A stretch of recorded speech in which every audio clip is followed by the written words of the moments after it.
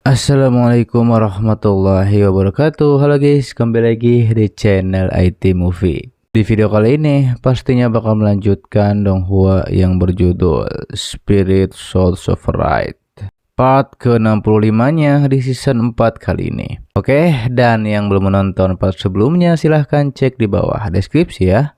Kita lanjut ke bagian selanjutnya guys. Para murid yang mendengar itu mengetahui bahwa aturan ini memang kejam. Chuyun menyampaikan pada Supreme Emperor S, sejak penerapan peraturan baru ini, angka kematian tahunan telah meningkat dari 300.000 pada 200 tahun lalu naik hampir hingga setengah juta. Faktanya, para praktisi dari ranah Yingyang telah dirampas hak asasi manusianya dan juga menjadi umpan. Kematian mereka di mata para pejabat di semua tingkatan itu hanyalah sekedar angka. Jika kita dapat memiliki 10 juta lebih banyak praktisi yang sekarang, situasi ini juga akan jauh lebih baik daripada sekarang. Sayangnya, mengapa ada sebagian orang berpikir bahwa ranah Yingyang adalah sampah? Itu adalah kelompok tim yang dikembangkan oleh Tianyi untuk mengangkat aturan itu. Juga orang yang sama pula yang meloloskan usulan kejam itu. Mendengar hal tersebut, Supreme Emperor S marah, dan terlihat di saat itu juga Tianyi langsung berlutut.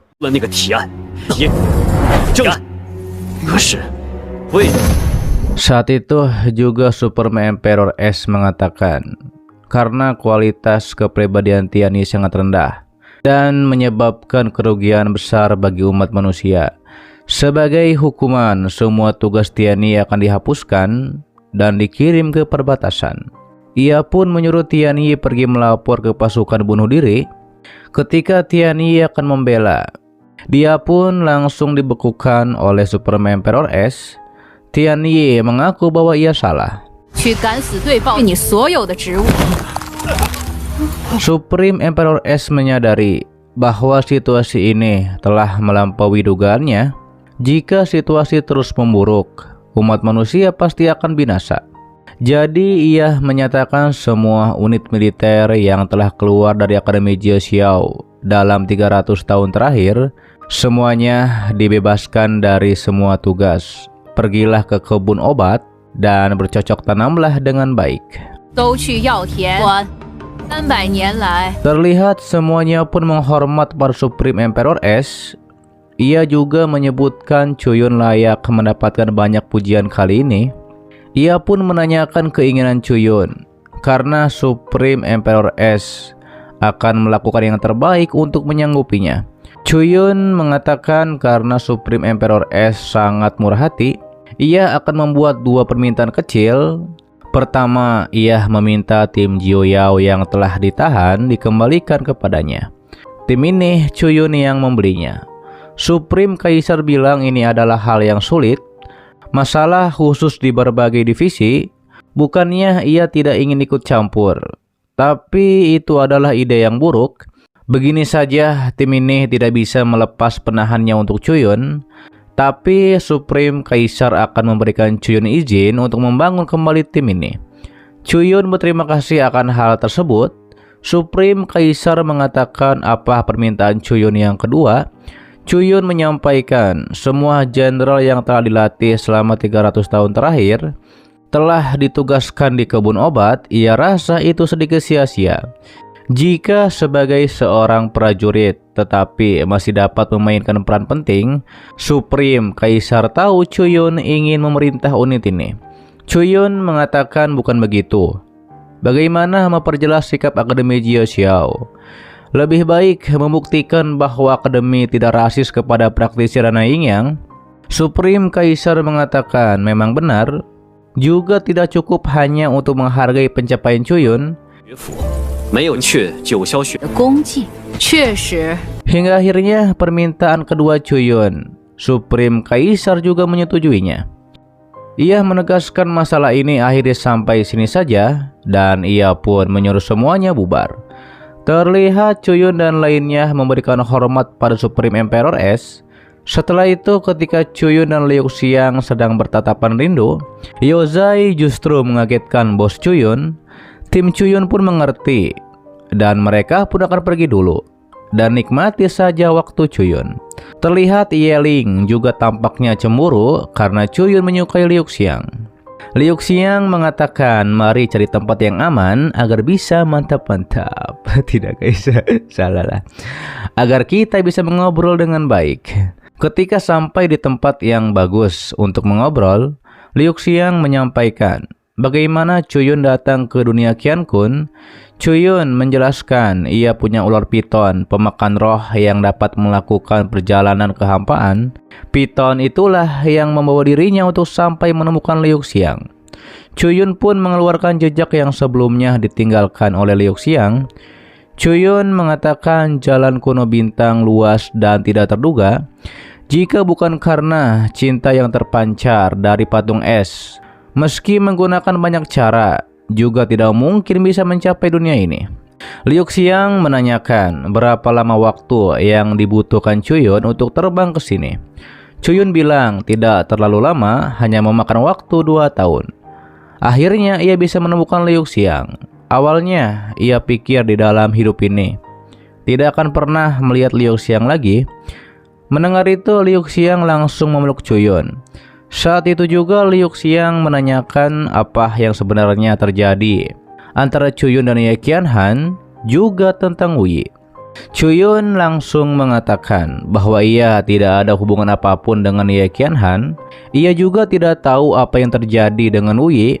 Liu Xiang bilang bukannya ia tidak mempercayai Chuyun, tetapi jika kita ingin saling mencintai tanpa keraguan, ia harap kita bisa meluruskan masalah ini. Chuyun menyampaikan ia sangat ingin mencari tahunya melebihi Liu Xiang, tapi ia tidak tahu apa-apa soal masalah ini. Liu Xiang bilang di Akademi Jiao Xiao ada sebuah biara kehidupan yang dapat melihat masa lalu seseorang. Rumornya biara kehidupan ini adalah sebuah formasi yang diciptakan oleh Supreme Kaisar, yaitu Dirana Evolivet. Dengan menggunakan meteoroid raksasa, selama meneteskan darah di atas meteoroid, permukaan meteoroid yang halus akan mengungkapkan pengalaman masa lalu seseorang. Chuyun terkesan dengan meteoroid yang sangat besar ini. Jika dilebur dan digunakan untuk menembak senjata, ada berapa banyak senjata suci yang bisa dibuat. Hingga pada akhirnya Chuyun pun meneteskan darahnya pada meteoroid tersebut. Lalu diperlihatkanlah ketika Chuyun akan melewati turbulensi ruang terlalu cepat. Saat itu Chuyun harus segera bergegas keluar.